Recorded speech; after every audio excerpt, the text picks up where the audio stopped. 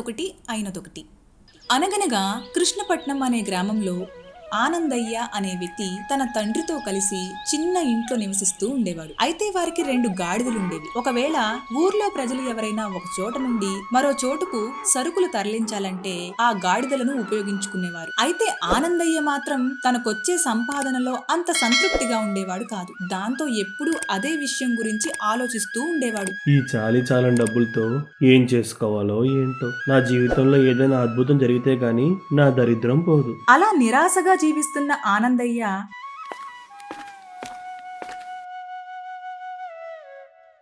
ఒకరోజు తన తండ్రితో కలిసి సంతకు వెళ్తాడు. అక్కడ పని పూర్తయిన తర్వాత ఇంటికి తిరిగి వస్తుండగా మార్గ మధ్యలో, ఏంట్రా ఈ మధ్య ప్రతిరోజు ఏదో ఆలోచిస్తూ ఉంటున్నావు? అది కాదు నాన్న, మనం ఎన్ని సంవత్సరాలు ఇలా పేదరికంలో బతకాలి? నాకు జీవితం మీద విసుగొచ్చేస్తుంది. జీవితంలో ఒక విషయం బాగా గుర్తుపెట్టుకోకన్నా, మంచి వాళ్ళకి ఎప్పుడూ మంచే జరుగుతుంది. కాకపోతే కొద్ది కాలం వేచి ఉండాలి అంతే. సర్లే, మీరెప్పుడు ఇలానే చెబుతారు. మరోవైపు అదే గ్రామంలో గోవిందులు అనే ఒక అమాయకపు ధనవంతుడు ఉంటాడు.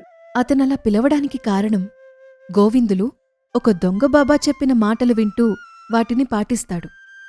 ఒకరోజు దొంగ బాబాని కలవడానికి గోవిందుడు అతని వద్దకు వెళ్తాడు. నమస్కారం బాబా, ఇదిగోండి మీరు చెప్పినట్టు బంగారు ఉంగరం చేయించాను అని గోవిందులు బంగారు ఉంగరాన్ని దొంగ బాబా కాళ్ల వద్ద పెడతాడు. నిజానికి ఈ బాబా ఉంటున్న చోటు కూడా గోవిందులిచ్చిందే. అప్పుడు దొంగ బాబా తన ఎదురుగా ఉన్న గోవిందుల వైపు చూసి, మీలాంటి అమాయకులు ఉన్నంత వరకు మాకు ఎటువంటి దిగులు ఉండదు. తీసుకోండి బాబా, ఏంటి ఆలోచిస్తున్నారు? అప్పుడు బాబా ఆ ఉంగరాన్ని చేతికి తీసుకుని, నాయనా గోవిందులు, నువ్వు ఎప్పుడూ ఇలాగే ఉండాలి. నేను చెప్పినట్టు చేస్తుంటే త్వరలో నీ సంపద మరింత పెరుగుతుంది. నీ నోటి మాట నిజమైతే అంతకు మించి గొప్ప విషయం ఏంటి లేదు బాబా. తప్పకుండా జరుగుతుంది నాయనా, నువ్వేం దాని గురించి దిగులు పడకు అని బాబా మాయ మాటలు చెప్తుంటే గోవిందులు శ్రద్ధగా వింటాడు. ఒకసారి ఎడతెరుపు లేకుండా 3 రోజుల పాటు భారీ వర్షాలు కురుస్తాయి. దాంతో ప్రజలంతా ఇళ్లల్లో నుండి బయటకు రాలేకపోతారు. అలా ఆ వర్షాలు తగ్గి వాతావరణం తిరిగి మామూలు స్థితికి వచ్చిన తర్వాత గోవిందులు కంగారుగా దొంగ బాబా వద్దకు వెళ్తాడు. బాబా, ఏంటి వర్షాలు? ఏమైనా చెడు జరగబోతుందా? ఎప్పుడైతే గోవిందులు అలా అంటాడో బాబా మనసులో ఒక ఆలోచన మొదలవుతుంది. అప్పుడు బాబా గోవిందులతో, అవును గోవిందులు, ఈ వర్షాలు ఒక పెద్ద సమస్యను సూచిస్తోంది. ఏంటి బాబా సమస్య?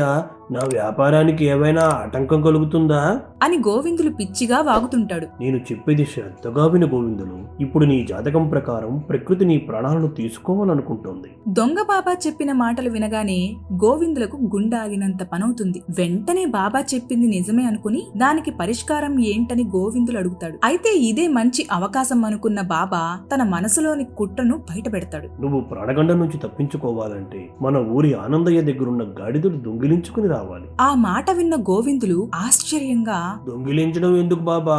నా దగ్గర చాలా డబ్బులు ఉన్నాయి కదా. కావాలంటే సంతకు వెళ్ళి మీకు ఎన్ని గాడిదలు కావాలంటే అన్ని తీసుకొస్తా. గోవిందులు అలా అనగానే దొంగ బాబా కోపంగా చూసి, కొనడం ద్వారా ఫలితం ఉండదురా మూర్ఖుడా. కాబట్టి నిన్ను చెప్పినట్టు చెయ్యి. క్షమించండి బాబా, మీరు చెప్పిన విధంగా ఆనందయ్య గాడిదలను దొంగిలించుకొని వస్తాను. గోవిందులు ప్రాణభయంతో దొంగ బాబా చెప్పిన పని చేయడానికి ఒప్పుకుని అక్కడి నుండి వెళ్లిపోతాడు. అతడు అలా వెళ్లిపోయిన తర్వాత ఆనందయ్యకు బుద్ధి చెప్పే సమయం వచ్చింది, లేకపోతే నా గురించి నిజం తెలుసుకుని నన్నే ఊరు నుండి వెళ్ళిపోమని బెదిరిస్తాడు. నిజానికి ఆనందయ్య మీద ఉన్న కోపంతో గోవిందులను రెచ్చగొట్టి పంపాడు. మరోవైపు గోవిందులు ఆ గాడిదలను ఎలా దొంగలించాలని సరైన సమయం కోసం ఎదురు చూస్తూ ఉంటాడు. అయితే ఒకరోజు ఆనందయ్యకు పక్క ఊర్లో పని ఉండడం వల్ల గాడిదలను మేతకు తీసుకువెళ్లమని తన తండ్రితో చెప్తాడు. నాన్న, వర్షాలు ఎక్కువగా రావడం వల్ల మైదానంలో చాలా చోట్ల గుంతలు పడ్డాయంట. కాబట్టి వెళ్లేటప్పుడు జాగ్రత్తగా ఉండండి. అలాగే కన్నా. సరే నాన్న, నేను పని ముగించుకొని త్వరగా వచ్చేస్తా అని ఆనందయ్య పని మీద ఇంటి నుండి బయలుదేరి వెళ్లిపోతాడు. అయితే కొద్దిసేపటి తర్వాత ఆనందయ్య తండ్రి తమ 2 గాడిదలను తోలుకొని మైదానం వద్దకు బయలుదేరుతాడు. అలా మైదానం వద్దకు చేరుకున్న తర్వాత గాడిదలు మేత మేస్తుంటే ఆనందయ్య తండ్రి చెట్టు కింద విశ్రాంతి తీసుకుంటాడు. మరోవైపు కొద్ది దూరం నుండి గోవిందులు ఇదంతా గమనిస్తూ ఉంటాడు. ఆ గాడిదలను దొంగలించడానికి ఇదే మంచి సమయం. ఆ ముసలోడు కూడా నిద్రలో ఉన్నాడు అని గోవిందులు చప్పుడు చేయకుండా మెల్లిగా మేత మేస్తున్న గాడిదల వైపు వెళ్తుంటాడు. అలా గోవిందులు గాడిదల వద్దకు చేరుకునేసరికి అవి భయంతో అక్కడి నుండి పరిగెడతాయి. వెంటనే గోవిందులు కూడా వెనుకే వెళ్తూ అనుకోకుండా ఒక గుంతలో అమాంతం పడిపోతాడు. వామ్మో, నా నడుం విరిగిపోయింది దేవుడా అని గోవిందులు నొప్పితో అరుస్తుంటాడు. అప్పుడు చెట్టు వద్ద నిద్రపోతున్న ఆనందయ్య తండ్రికి మెలకువ వస్తుంది. అయితే మైదానంలో గాడిదలు కనిపించకపోవడంతో కంగారుగా వాటిని వెతుకుతూ ముందుకు వెళ్తాడు. అలా కొద్ది దూరం వెళ్లిన తరువాత గాడిదలు కనిపించడంతో ఊపిరి పీల్చుకుంటాడు. సరిగ్గా అదే సమయంలో అక్కడున్న గుంతలో నుండి గోవిందుల కేకలు వినిపిస్తుంటాయి. అప్పుడు ఆనందయ్య తండ్రి గుంత వద్దకు వెళ్లి చూసి ఆశ్చర్యపోతాడు. అయ్యో, ఏమైంది బాబు? నేను అనుకోకుండా కాలు జారి ఇందులో పడిపోయాను. దయచేసి కొంచెం సాయం చేయండి. సరే బాబు, నేను వెళ్లి సాయం కోసం ఎవరినైనా తీసుకొస్తా అని ఆనందయ్య తండ్రి తన గాడిదలను తోలుకుని అక్కడి నుండి వెళ్లిపోతాడు. మరోవైపు గుంతలో ఉన్న గోవిందులు ఇలా ఇరుక్కుపోయానేంటి అని అనుకుంటాడు. అలా సమయం గుర్తొస్తుండగా మళ్లీ వర్షం కురిసేలా ఆకాశాన్ని మబ్బులు కమ్ముకుంటాయి. దాంతో గోవిందులు కంగారు పడుతుంటాడు. అయితే కొద్ది సమయం తర్వాత ఆనందయ్య తన తండ్రితో కలిసి అక్కడకు చేరుకుంటాడు. అప్పుడు ఆనందయ్య తనతో పాటు తెచ్చుకున్న తాడుని గుంతలోకి వదిలి అది పట్టుకుని ఎక్కమని గోవిందులతో అంటాడు. అయితే గోవిందులు లేచి నిలబడినప్పుడు అతని కాళ్లకు ఏదో తగిలినట్టు అనిపిస్తుంది. నిజానికి ఇంతసేపు కంగారులో ఉండడంతో గోవిందులు ఆ విషయాన్ని గుర్తించలేదు. అప్పుడు గోవిందులు అదేంటని చూడగా అక్కడ 2 కుండలు కనిపిస్తాయి. ఆ సమయంలో గోవిందులు వాటిని చూసి ఆశ్చర్యపోతాడు. ఆ తర్వాత గోవిందులు కుండల్ని చేతితో పట్టుకుని ఆనందయ్య అందించిన తాడు సాయంతో పైకొస్తాడు. చేతిలో అవేంటి బాబు?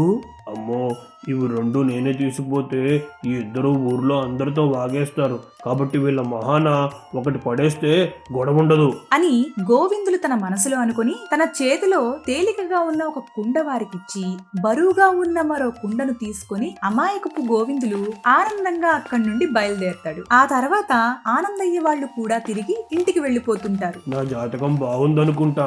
ఇదేంటి ఉండే కొద్ది బరువు పెరుగుతోంది, త్వరగా బాబా వద్దకు వెళ్ళాలి అని గోవిందులు కుండను మోస్తూ బాబా వద్దకు చేరుకుంటాడు. ఆనందయ్య వాళ్ళు కూడా ఇంటికి చేరుకుని గోవిందులు ఇచ్చిన కుండలో ఏముందో చూడాలనుకుంటారు. అప్పుడు ఆనందయ్య తన చేతిలో ఉన్న కుండని నేల మీద పెట్టి దానికున్న గుడ్డను తెరిచి చూస్తాడు. అయితే ఆ కుండలో ఉన్నది చూసి ఇద్దరూ ఆశ్చర్యపోతారు. ఎందుకంటే అందులో బోలెడు బంగారు నాణాలుంటాయి. దాంతో ఆనందయ్య సంతోషానికి అవధులుండవు. ఏంటి గోవిందులు ఇలా వచ్చావు? నేను చెప్పిన పని పూర్తి చేశావా లేదా?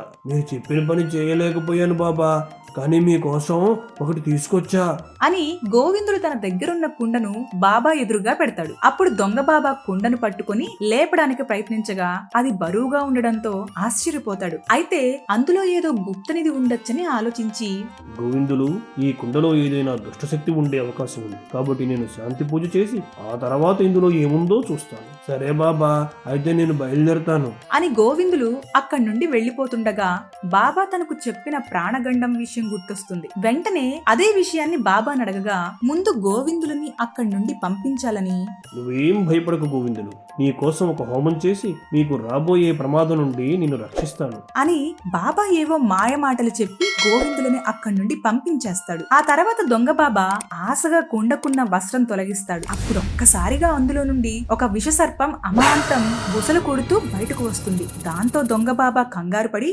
దూరంగా జరుగుతాడు. అప్పుడు ఆ సర్పం వేగంగా పాకుతూ వెళ్లి బాబాని కాటు వేస్తుంది. దాంతో దొంగ బాబా నురగలు కక్కుతూ చనిపోతాడు. నాన్న, ఇక నుంచి మన కష్టాలన్నీ తీరినట్టే. ఆ దేవుడు మన మీద జాలి చూపించాడు. నేను ముందే చెప్పాను కదా కన్నా, మంచి వాళ్ళకి ఎప్పుడూ మంచే జరుగుతుంది నాయనా. అలా ఆనందయ్య సంతోషంతో ఉండగా మరోవైపు అమాయకపు గోవిందులు తనకి ప్రాణగండం లేదని ప్రశాంతంగా నిద్రపోతాడు. అయితే చివరిగా మాయమాటలు చెప్తూ మనుషులను మోసం చేసే ఆ దొంగ బాబా పాము కాటుకు చనిపోతాడు. ఈ విధంగా దొంగ బాబా ఒకటనుకుంటే ఇంకొకటి జరుగుతుంది. అందుకే జీవితంలో ఎప్పుడూ నిజాయితీగా ఉండాలి.